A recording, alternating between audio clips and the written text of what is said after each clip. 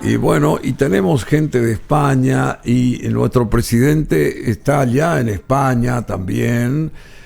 Se encontró con el rey Felipe VI y también con el presidente español, Abdo Benítez.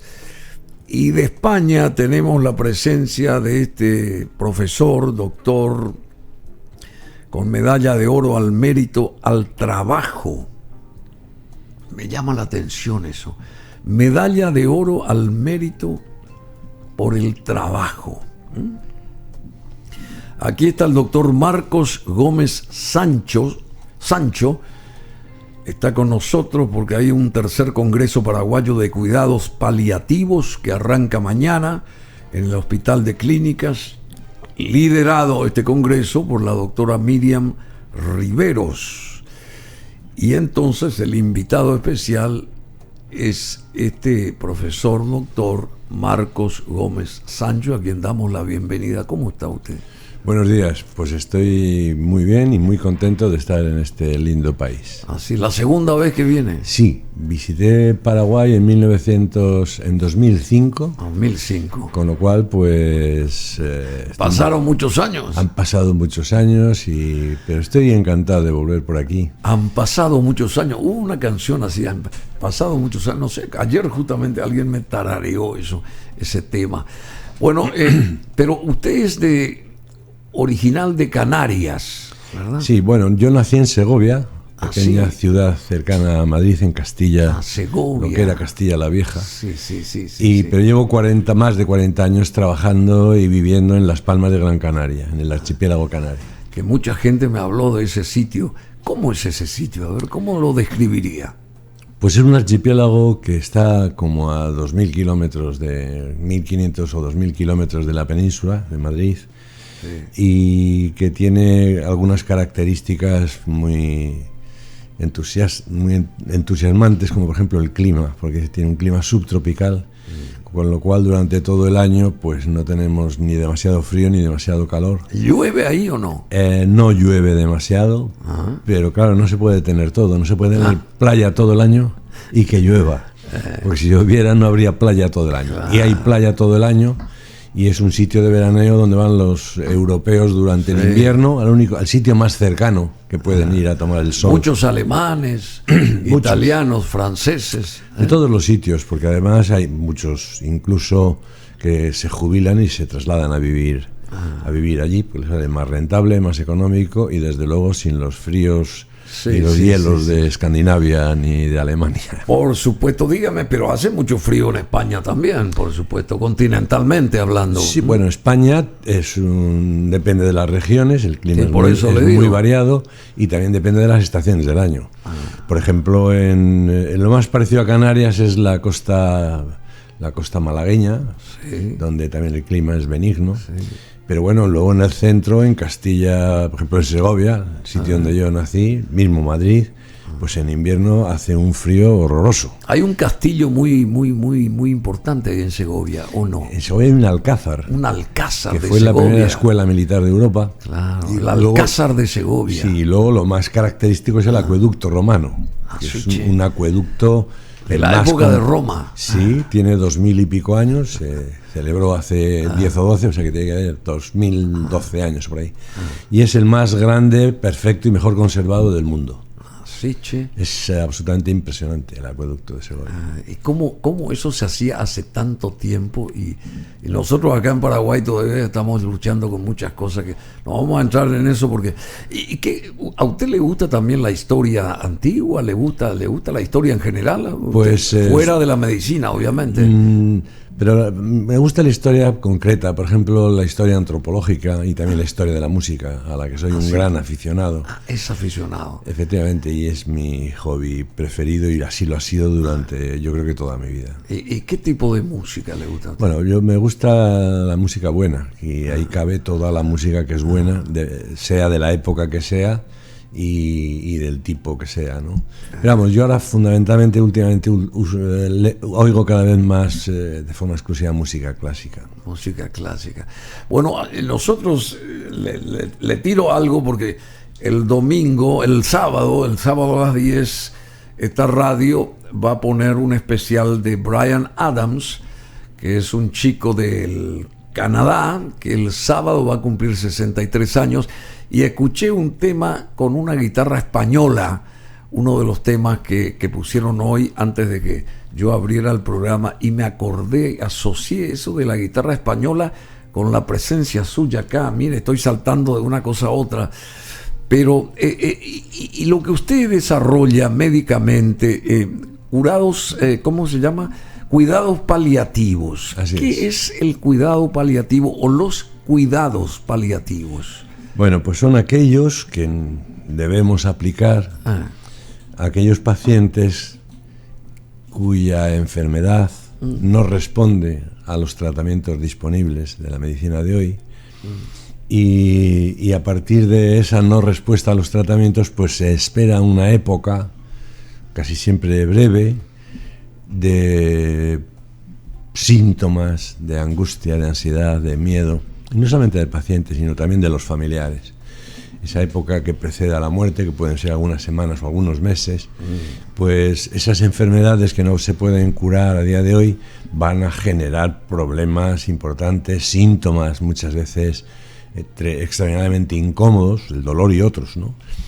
Y entonces nosotros nos ocupamos de ese paciente y su familia, porque muchas veces la familia lo pasa igual o peor que el propio enfermo, algún familiar. O sea, si se enferma un paciente, ¿también la familia se enferma, en cierta medida? Sí, sin lugar a dudas. Es decir... ¿En qué sentido? En el sentido de que hay unos vínculos afectivos y amorosos entre todos los miembros de la familia, de manera que todos lo sabemos porque nos pasa con nuestra propia familia, ¿no? Sí. Cuando uno de los miembros tiene un éxito, lo celebramos todos, ¿no?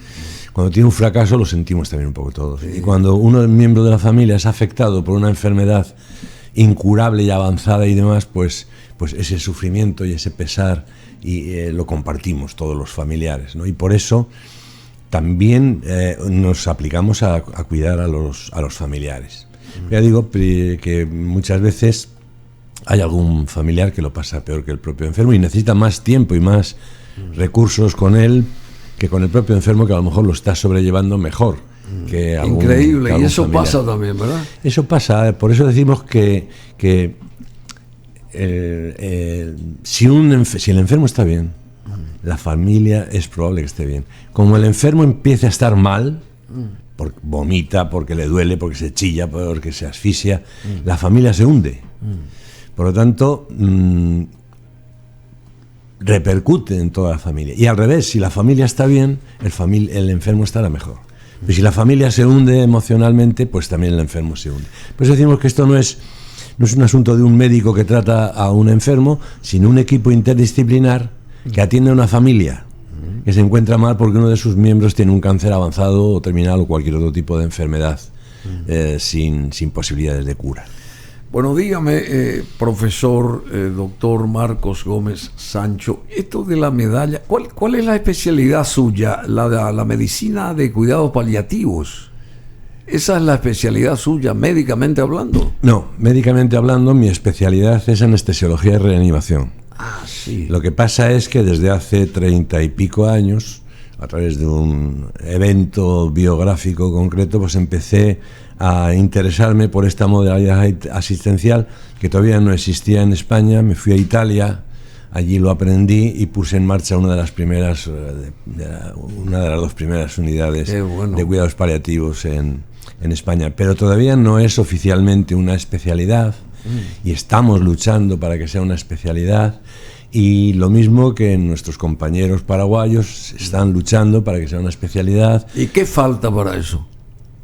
Pues falta... ¿Por qué no tiene ese rótulo de una especialidad con todos los cánones, digamos? Pues efectivamente, porque hay resistencias en varias personas que ostentan poder en la propia universidad.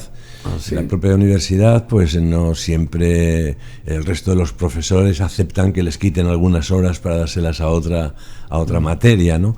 Y luego en el ministerio, que al fin y al cabo son los responsables de que se cree una nueva especialidad, o lo que en España llamamos área de capacitación específica, ACE. Claro. Y es una subespecialidad. Y llevamos pues 32 años exactamente intentándolo, Por ahí han pasado todo tipo de políticos, con todos ellos hemos hablado, y no hay forma humana de... Qué notable, de conseguirlo. Qué notable. Es difícil de entender algunas veces porque ha demostrado ya ser coste eficiente, ha demostrado el impacto que tiene tan tremendamente positivo en el paciente y los familiares. Por ejemplo, en Las Palmas es cada semana y en el periódico una notita de agradecimiento al servicio de cuidados paliativos por lo bien que atendió a mi padre, a nuestro padre y tal, después de morirse, ¿no? Es decir, que haya estas notas en los periódicos constantemente, claro, cuando en los medios de comunicación solamente aparecen las noticias malas, sí, que a fulanito le cortaron la pierna buena, que la lista de espera ya es de no sé cuánto. Bueno, pues que haya sistemáticamente una noticia buena a un servicio del hospital, de la Sanidad Canaria. ¿Se enteró usted lo de la pierna buena siendo cortada acá? Bueno, no, eso ha pasado en todos los sitios. En todos lados. Por desgracia, son accidentes dentro de los hospitales. Bueno, pero dentro del marco de cuidados paliativos, estos cuidados paliativos reflejan o traen, digamos, sí. ¿Cuál es el resultado de esto, digamos? Son cuidados así muy, muy cercanos al paciente para que el paciente no esté solo, llegado el momento porque tiene una enfermedad terminal. ¿En qué radica esa gran importancia de cuidados paliativos? Pues es una atención, digamos... Quiero saber yo, discúlpeme, que le consulte. No, pero, sí, porque es que además, por desgracia, no es muy conocido. El título es cuidados paliativos y estamos más o menos entre San Juan y Mendoza y no sabemos exactamente cuál es la resultante, ¿verdad? Bueno, la resultante es que una persona viva las últimas fases de su enfermedad, sus últimos días o semanas o meses de vida, que lo viva de la mejor manera posible. Sin dolor y sin ningún otro síntoma especialmente estresante, que no muera solo, que muera acompañado, que muera al lado de unos familiares que se encuentran mejor porque también los cuidamos y los atendemos. Entonces ese es nuestro objetivo, que la última fase de la vida de un paciente pues transcurra de la manera más digna, más decente y más humana posible. Bueno, y esto de lo que dije antes al presentarlo, o intentar presentar el currículum suyo, que es muy extenso, doctor Marcos Gómez Sancho, medalla de oro al mérito en el trabajo. ¿Qué implica eso? Pues esa es el trabajo, una medalla de oro, quiere decir que usted es un trabajólico, ¿es así? Desde luego he trabajado mucho, allá no, porque estoy apaciblemente jubilado, aunque todavía mantengo mi actividad docente y viajo, doy conferencias, hago cursos, escribo libros.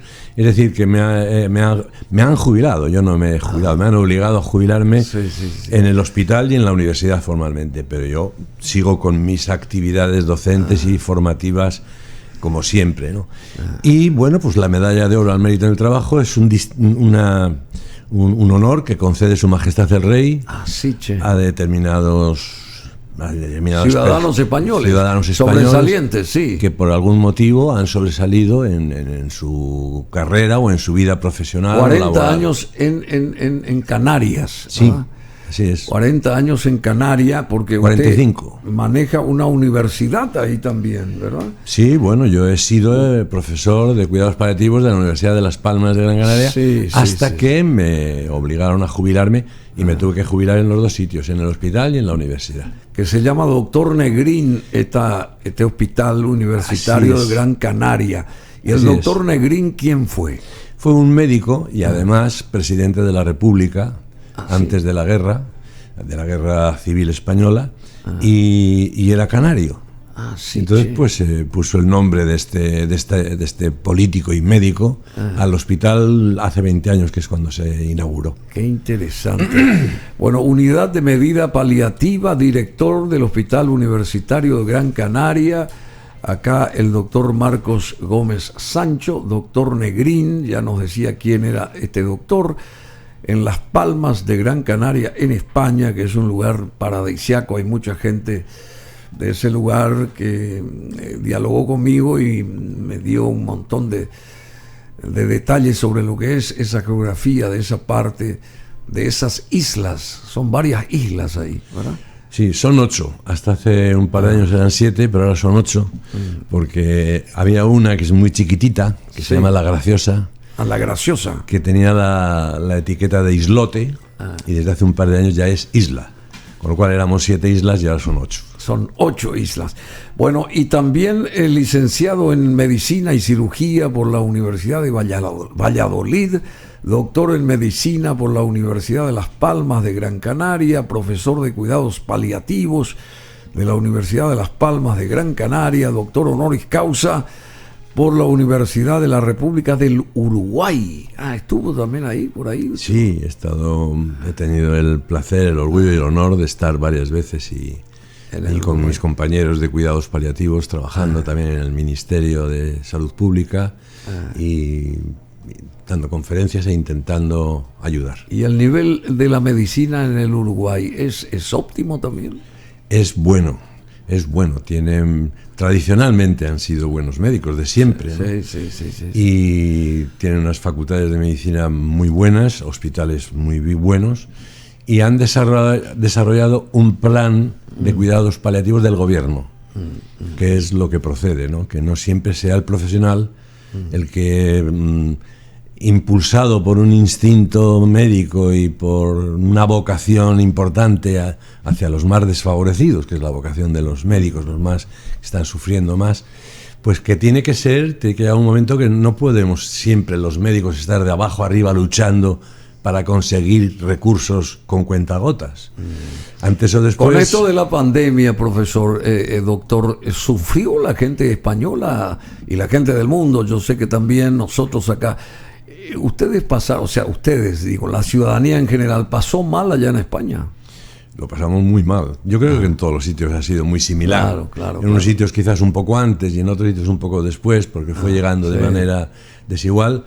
Pero cuando se instauró, como Dios manda, la pandemia, todos sufrimos. Sufrimos mucho porque sufrimos, bueno, en primer lugar, los 100.000 muertos que ha habido en España. ¿100.000? Sí, digan lo que digan, han sido más de 100.000. Y bueno, pues los que no nos hemos muerto, pues hemos estado aislados, encerrados, y los niños han sufrido mucho, pero las personas mayores también. ¿Usted no se enfermó? Yo me enfermé, pero después de tener ya la tercera dosis de vacuna, con lo cual fue extraordinariamente suave. Vamos, fueron 48 horas de unas décimas de fiebre y poco más. Ahora me pondré la cuarta dosis cuando llegue a España, porque ya están empezando a poner la cuarta dosis. ¿Sigue en Canarias usted o no? Sí, allí sigue en Canarias. Sigo. Bueno, y acá el profesor Gómez Sancho está por este tercer Congreso Paraguayo de Cuidados Paliativos que arranca mañana en el Hospital de Clínicas acá en Asunción, y lo dirige la doctora Miriam Riveros, que también está en esta parte de la medicina, o sea, cuidados paliativos. Pero en realidad el doctor Gómez Sancho proviene de la especialidad suya, que es la anestesiología y reanimación por la Universidad de Sevilla. Así es, allí hice la especialidad. Ahí hizo usted la especialidad suya. Máster y especialista también en cuidados paliativos por las universidades de Barcelona, Granada, Valladolid y Autónoma de Madrid. Dios mío, estudió mucho usted. ¿En qué tiempo hizo todo esto? Presidente de honor de la Sociedad Española de Cuidados Paliativos. Presidente de honor es este doctor de la Sociedad Española de Cuidados Paliativos, expresidente de la Comisión Central de Deontología de la Organización Médica Colegial de España. ¿Eso qué es? Bueno, el Consejo General de Colegios de Médicos, o la Organización Médica Colegial, es un organismo que regula la profesión médica de toda España. Entonces, una de las ramas de los trabajos que tiene este organismo es la deontología médica. Y yo fui presidente, tuve el honor de 8 años ser presidente de esta Comisión Central de Deontología, que elaboramos un código de deontología que es de obligado cumplimiento para todos los médicos españoles. ¿Sí? Y que garantiza, su misión es garantizar, controlar y garantizar que todos los ciudadanos reciban una adecuada atención desde el punto de vista ético y deontológico. ¿Es gratuita la atención médica en España? Bueno, hay una seguridad social que es pública y que no es gratuita, porque nada es gratuito, se paga con los impuestos de todos los españoles. Pero hay más facilidad de que la gente, los ciudadanos españoles, puedan conseguir, digamos, esa respuesta médica inmediata en casos graves o de urgencia o qué sé yo. ¿Está el respaldo del gobierno siempre para con sus ciudadanos en el ámbito médico? Bueno, el gobierno está a lo suyo, como casi todos los gobiernos, pero bueno, la sanidad... Por ejemplo, en el Uruguay yo sé que la salud es gratuita, por ejemplo. Sí, pues en España también. Pero vamos, no deberíamos llamarlo gratuito, sino que está financiado con dinero de los impuestos. Sí, es decir, que el enfermo va al médico y no tiene que pagar. Claro. Porque ya lo hemos pagado previamente todos los españoles. No, a eso voy, para eso están los impuestos, etc. Y en ese sentido sí es... Pero eso no ocurre acá, por ejemplo, a no ser que uno tenga los servicios médicos pertinentes a lo que uno paga, ¿verdad? O muy poca gente es la que tiene ese tipo de opciones en cuanto a la seguridad, de poder contar con medicamentos, llegado el momento. Inclusive el IPS, que es nuestro Instituto de Previsión Social, ahora está carente de medicamentos. Es toda una larga historia de los últimos años y se viene agudizando todo esto. No, pues sí, en España la atención es gratuita en este sentido para todos los españoles. Eso no quiere decir que no haya también aseguradoras privadas. Y hay gente que tiene la seguridad social pública y al mismo tiempo se hace un seguro de sanidad privada. Pero es un sistema muy bueno, pero que tiene sus lagunas y sus defectos, la sanidad pública. Y tiene sus bemoles. Tiene como todos. Siempre hay algunas listas de espera para acceder al... Pero, por ejemplo, en el caso de urgencias no hay ningún problema. Vas al hospital y si son las 4 de la madrugada de un sábado y te has dado un golpe en la cabeza, hay 2 neurocirujanos allí, 2 anestesistas y no sé qué, que te operan a las 4 de la madrugada de un sábado. Y eso es para mí maravilloso. Pero ¿es gente de valía, digamos, la que opera, o son estudiantes que están practicando a ser de médicos con la medicina, digamos? Porque eso también es otro punto que acá hubo casos en que también se sabe que tienen que estos jóvenes que están siendo adiestrados tienen que practicar con seres humanos, y a veces se les va la mano a aquellos que prefieren descansar, digamos, a los superiores, y les dejan a estos señores que el resultado no es muy benévolo, que digamos también. No sé si eso ocurre allá. ¿Cómo se fiscaliza eso? Lo de las 2 de madrugada, a las 3 de la madrugada, donde la gente está durmiendo en la mayoría de los casos, pero tienen que haber profesionales que velen por la salud de todo el mundo, si ocurre algo. Naturalmente, bueno, estarán durmiendo el que no tenga trabajo. Yo en mi época de anestesiología hice muchas guardias las 24 horas sin pisar por el dormitorio. Es decir, enlazando una operación con otra y con otra y con otra y con otra. Es un hospital universitario y como tal hay estudiantes. Pero los estudiantes generalmente no tienen nada sino mirar, ¿no? Y hacer algunas cositas. El asunto es los residentes, los médicos ya que están haciendo la especialidad.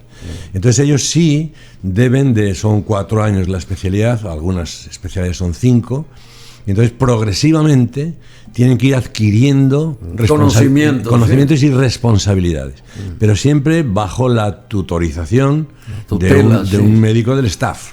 Un médico de cabecera que esté ahí, ¿verdad? No, pero la cirugía, lo que sea.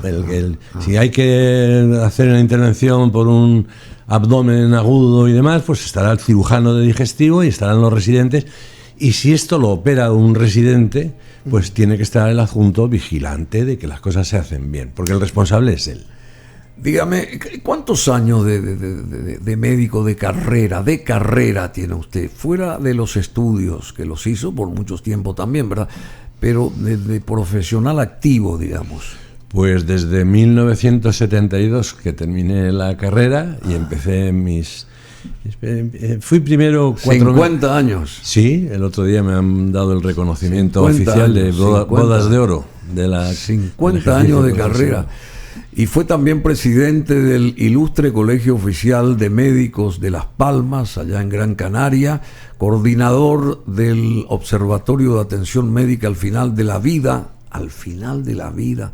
Escribió libros sobre eso del final de la vida. Organización Médica Colegial y Sociedad Española de Cuidados Paliativos.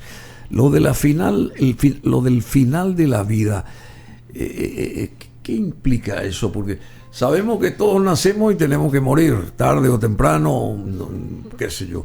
Muchos aspiramos a querer morir estando dormidos por ahí. Seguramente es la manera más fácil y menos complicada de ir a otra esfera. Esto el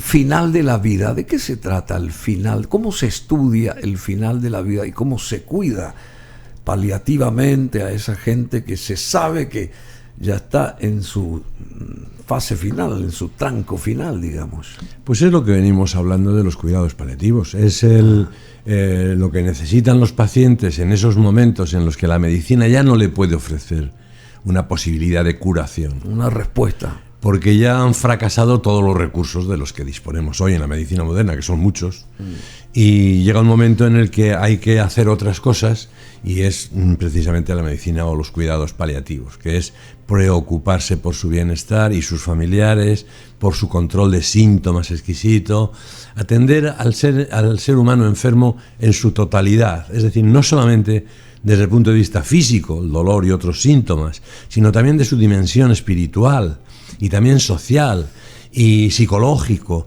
es decir, todas las facetas de la persona humana enferma. ¿Y cómo se transmite eso para con el paciente? Eso que está diciendo usted, ¿cómo usted le inyecta esa savia, esa transformación momentánea para que esta persona deje de sufrir, si se quiere, pero está aún viva, y pueda lograr otras cuestiones que seguramente hasta dentro de su propia vida no las pudo llegar a conocer, pero usted con esos cuidados paliativos puede lograr que otee ahí hacia un poco más allá, digamos, esa persona que tiene que morir sí o sí, tarde o temprano, o en una semana, o en 2, o en meses, o lo que sea.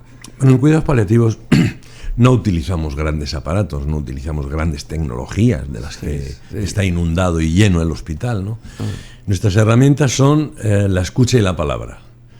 Y nuestros instrumentos básicos son el tiempo y el espacio. Tiempo y espacio. Es decir, que no gastamos dinero en aparatos ni en pruebas caras, pero sí necesitamos tiempo, que también cuesta dinero, claro.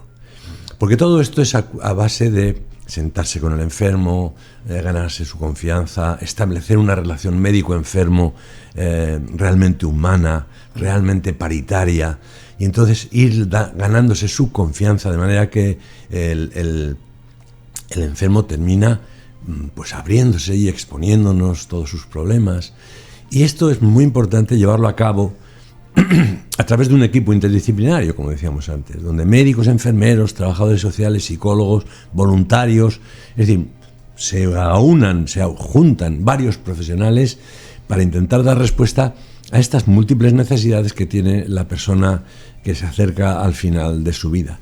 Y usted se sienta ahí con el paciente X, ¿y cómo logra esa compenetración, digamos? ¿Que hay códigos léxicos, hay palabras, hay frases, hay ideas estudiadas, me imagino, para que esa otra persona pueda treparse a ese tren de la posible felicidad todavía antes de que llegue esa estación final? ¿Cómo es el asunto? Bien, hay que desarrollar estrategias de comunicación.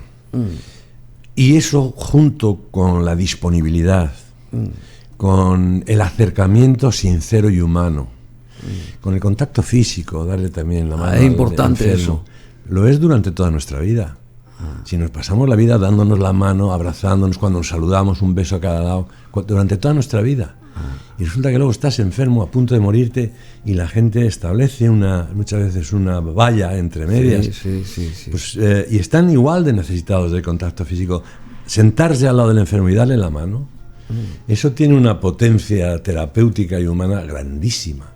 Y además la mayoría de los enfermos no tienen enfermedades contagiosas. Por lo tanto, hay que acercarse al enfermo de esta manera, despacito, pidiendo permiso, facilitando el contacto físico, sentado en una silla, es decir, que al mismo nivel que él, mismo nivel físico. ¿Eso tiene mucho que ver? Sí, porque si yo visito de pie a un enfermo que está allí tumbado y yo estoy ahí arriba de pie, claro, él, que es la parte débil de la relación porque es el que está necesitado de cuidados, y yo soy la parte fuerte de la relación porque estoy allá arriba y además el que tiene los recursos para ayudarle al que está allá abajo, esa distancia física no deja de traducir una diferencia de todo tipo. Por lo tanto, Gregorio Marañón, que fue uno de los más célebres médicos españoles, dijo que uno de los mejores instrumentos terapéuticos de los que dispone el médico es una silla.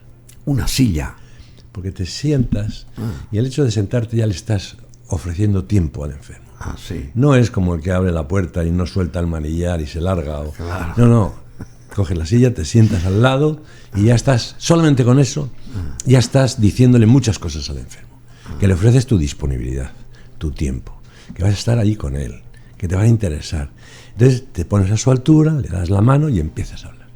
Y surge, el enfermo empieza a decirnos sus temores, sus miedos, y luego ya nos corresponde a nosotros ir dando respuesta a esas múltiples necesidades, a través de todo el equipo, que somos médicos, ya digo, pero también enfermeros. Algo que se acuerde usted o que pueda transmitir de ese contacto con un paciente terminal, algo que le haya impactado, que recuerde usted así vagamente o de manera sucinta nomás, algo que trata de transmitir ese paciente que sabe que se va a ir, pero que se aferra a usted, que se sentó ahí en la silla y que empieza con un diálogo tratando de encontrarse con esa persona que está un poco temerosa y qué sé yo, alicaída, por supuesto. ¿Nos recuerda usted algo que le haya impactado a usted como profesional, digamos, por parte de un paciente que se iba? Hemos tenido tantos enfermos que realmente yo ahora mismo no me... Bueno, por ejemplo, de los vínculos que se establece entre los profesionales y el paciente y sus familiares, pues por ejemplo, cuando yo me casé, la madrina de mi boda fue la viuda del primer enfermo. Sí. Y 2 de los testigos de mi boda fueron los padres de una joven y querida enferma que tuvimos que acompañar en sus últimos días de vida. Quiero decir que se establecen unos vínculos tan fuertes y tan intensos con ese enfermo y con esa familia que terminan viéndonos como parte de ellos, parte de su familia, ¿no? Y claro, eso es el fruto de una relación estrecha, de una comunicación honrada, honesta y de una profesionalidad, porque todo esto hay que aprender a hacerlo, hay que estudiarlo, hay técnicas para todo, y humanizando al máximo la atención sanitaria, que todos sabemos que hoy la medicina ha avanzado mucho en tecnología, pero ha perdido mucho y se ha deshumanizado. En humanidad ha perdido mucho, en humanidad.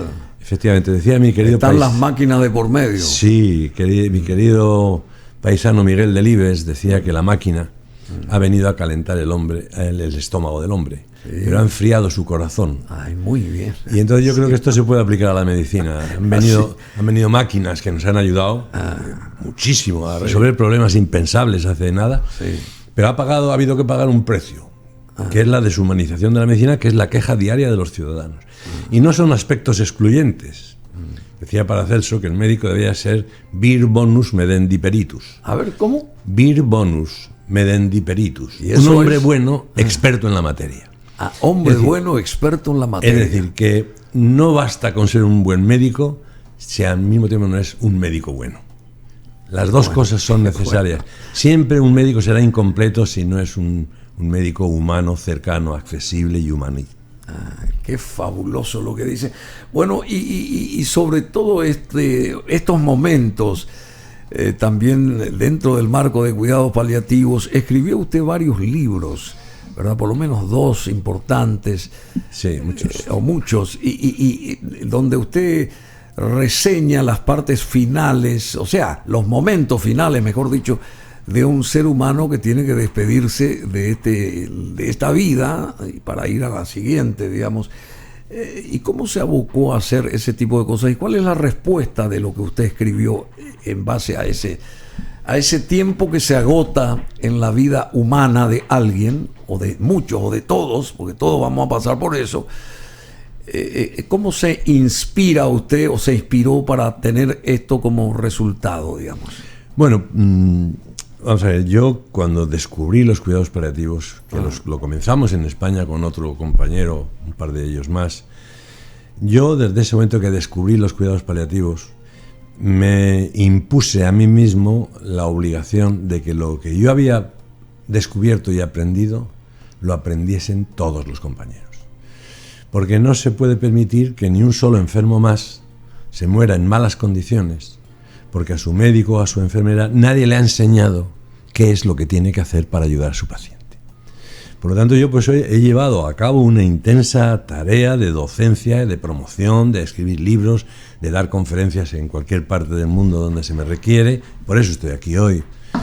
Y por eso, ese es el objetivo, era escribir y hacer cursos, conferencias, libros, para que cuantos más compañeros aprendan cuidados paliativos, pues mejor saldrán ganando todos los ciudadanos. Porque lo que enseñemos a un médico va a tener un impacto en todos los ciudadanos. Hay 2 títulos, creo que de 2 últimos libros que usted escribió sobre este tema en particular. ¿Nos puede ayudar a recordar esos títulos?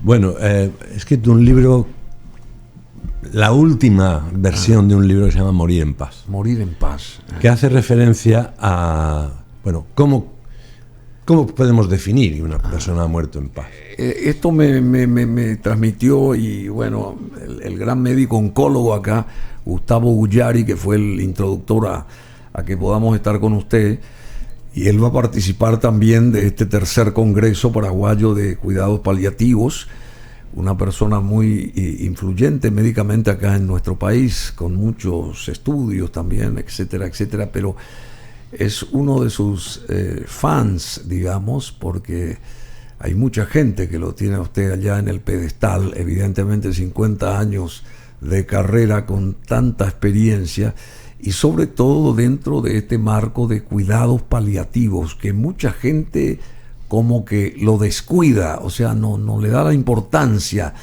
y en cambio usted sí enarbola su propia vida y su carrera médica con ese embanderamiento, si se quiere, de cuidados paliativos para los ciudadanos en general del mundo.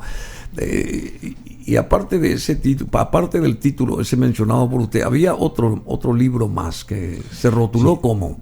Hay otro de los que andan actualmente por ahí, El hombre y el médico ante la muerte, Cómo dar bien las malas noticias en medicina. Eso, ¿cómo es eso? Y luego el duelo, sobre el duelo he escrito un libro muy bonito. Bueno, las malas noticias hay que darlas. O sea, por detrás, ¿cómo se da una mala noticia? A los médicos nos encanta, a todo el mundo nos encanta dar buenas noticias. Sí, claro. Y a nadie nos gusta dar malas noticias. Y desgraciadamente la carrera del médico está lleno de momentos en los que das buenas noticias. Ya no tiene usted anemia, ya está mejor, ya se puede ir. No se anima y qué sé yo. Ya le hemos operado, los puntos usted los retiran mañana, ya se puede usted ir a casa. Las buenas noticias siempre nos gustan y la mayoría de las veces damos buenas noticias. ¿Y las malas? Pero las malas tienen que ver cuando a un enfermo hay que decirle que su cáncer, por ejemplo, no responde a los tratamientos. Y que ahora empezaremos con otro modelo de atención basado fundamentalmente en los cuidados paliativos, ¿no? Es decir, decirle a un enfermo que ya no se va a curar, que eso es algo que hay que hacer con sumo cuidado, que hay que aprender a hacerlo. ¿Cómo se logra ahí el clima para decir eso, por ejemplo? ¿Cómo se... fabuloso lo que dice usted, pero y es una realidad también. ¿Cómo va a tomar una persona que sabe que alguien le va a decir eso, pero tiene que estar tranquila esa persona, ese ser humano tiene que estar preparado justamente para recibir esa mala noticia de la que usted está hablando? ¿Cómo se logra eso? Bueno, hay que crear un ambiente adecuado, para lo cual el médico tiene que haberse ganado ya la confianza del enfermo. Es decir, si es un enfermo que viene a verme a mí por primera vez y yo tengo los resultados, yo no le digo ni pío. Yo no le digo ni pío. Si pregunta, le digo, estamos todavía esperando resultados de su oncólogo, ¿qué tal? Da vuelta a la página. Da vuelta a la página y ahí, ya la semana que viene le citas otra vez, en 2 semanas, vas avanzando un poco. Parece que los resultados no tienen demasiada buena pinta, pero en fin, vamos a esperar a ver. y tal y cual. Es decir, primero asegurarte la confianza del enfermo. Lo que tienes que decirlo no se lo puedes decir a un desconocido. Y ese enfermo que llega la primera vez es un desconocido. Por lo tanto, tienes que ganarte su confianza, establecer una adecuada relación médico-paciente, y luego pues hay ciertas estrategias para hacerlo. Poco a poco, no hay necesidad de decir todo de golpe. Tampoco oigas que decirle a un enfermo que se va a morir, es que no hay por qué decirle que se va a morir. La palabra muerte no tiene por qué aparecer. Tiene por qué aparecer. Vamos a ver, están fracasando algunos tratamientos, vamos a empezar con otros más con intención paliativa, y nos vamos a ocupar del tiempo que Dios quiera, porque hay personas que no se curan. Los diabéticos viven toda su vida y son diabéticos y tal. Entonces, poco a poco, ir aproximando al paciente a la realidad de su situación. A pequeñas dosis, hay que dar la información poco a poco. Hay que nunca quitar la esperanza. Hay que, en fin, hay una serie de técnicas que... Siempre el positivismo, a pesar de que lo que se diga sea realmente, qué sé yo, afecte a la persona. Claro, bueno, y entre otras cosas dar la mano al enfermo mientras le dice, sentarte a su lado, y la boca dice el diagnóstico y la mano da el apoyo en ese momento, es fundamental. Y bueno, es algo que antes o después todos los médicos tenemos que hacer en nuestra vida. Y curiosamente, a eso no nos enseñan en la universidad. No, y ese es un acto médico, yo diría que el más difícil. Es difícil dar una mala noticia a un paciente. Y deberían enseñarnos. Porque cuando un paciente viene y te pregunta, dígame, doctor, ¿qué es lo que tengo? ¿Me voy a curar? ¿No me voy a curar? No es el momento de improvisar. Claro. En ese momento el médico tiene que saber perfectamente lo que tiene que decir y de qué manera. Pero para esto hay que enseñarle. Y tenemos, como hemos hablado, unas deficiencias muy grandes en la mayoría de las universidades, aquí y en España también, de formación en cuidados paliativos a los estudiantes de medicina. Y es una de las reivindicaciones que vamos haciendo, de que todos los médicos todos los estudiantes tienen que salir de la Facultad de Medicina con una formación básica en cuidados paliativos, porque todos, sin excepción, van a tener que acompañar pacientes al final de su vida. Por lo tanto, esa formación básica debería de ser obligatoria y universal en todas las universidades. En Europa la Unión Europea obliga a que todas las facultades de medicina de las universidades europeas tengan una asignatura obligatoria de cuidados paliativos. Pues sin embargo, por ejemplo, en España no lo hemos conseguido todavía. Hay de 42 facultades, hay 20 en las que se habla algo de cuidados paliativos, pero solo en 7 existe la asignatura obligatoria de cuidados paliativos. Por lo tanto, la pelea sigue, el trabajo sigue, y habrá que pelear, porque no es fácil conseguir estos objetivos. Bueno, doctor Marcos Gómez Sancho, realmente un gran placer, un gran honor de que usted esté con nosotros acá. Es aleccionadora esa vida suya y lo que reflejó de la misma en estos minutos. Quisiéramos que siga con nosotros, pero lamentablemente se agotan también los minutos nuestros correspondientes a este programa, así que lo vamos a despedir. Deseándole una estancia grata acá en Asunción, ¿verdad? Y también formando parte de este tercer gran Congreso Paraguayo de Cuidados Paliativos que arranca mañana en el Hospital de Clínicas. Así que muchísimas gracias, espero que no pase tanto tiempo para que usted vuelva acá otra vez. Pues en el momento que se me requiera, y con mucho gusto además. Bueno, gracias. Un abrazo, y por ahí nos encontramos allá en Canarias. Tanta gente me habla de Canarias, por ahí me doy una vueltita por allá. ¿Se va a acordar de mí?